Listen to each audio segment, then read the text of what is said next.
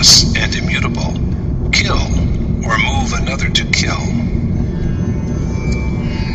Arjuna is addressed as part, for he has made a chariot of the earth-made body and is preparing to take a perfect aim at the Supreme Spirit.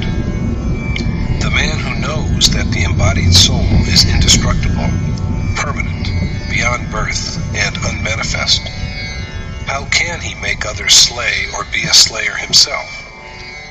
Destruction of what is indestructible is impossible. And, being beyond birth, the self is also never born. So why grieve for the body? This idea is further elaborated in the following verse.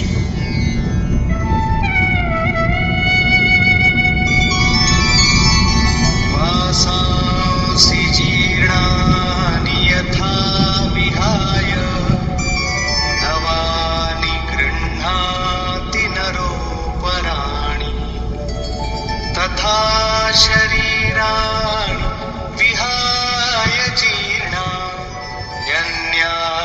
संयाति नवानि देहि. Like a man who puts on new garments after discarding his worn-out clothes, the embodied self also casts off tattered bodies and transmigrates into other bodies that are new.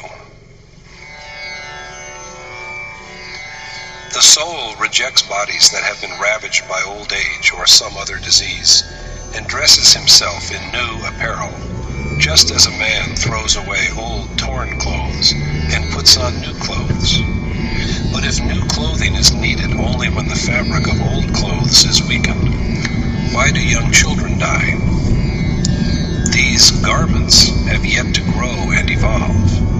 It was said a little earlier that the body rests on sanskar, the excellence attained in the course of a previous existence. When the store of sanskar is depleted, the self discards the body. If the sanskar is of 2 days' duration only, the body will be on the brink of death on the second day itself. Beyond sanskar, there is not even a single breath of life. Sanskar is the body, and the self assumes a new body according to his sanskar. According to the Chandogya Upanishad, a man is primarily his will.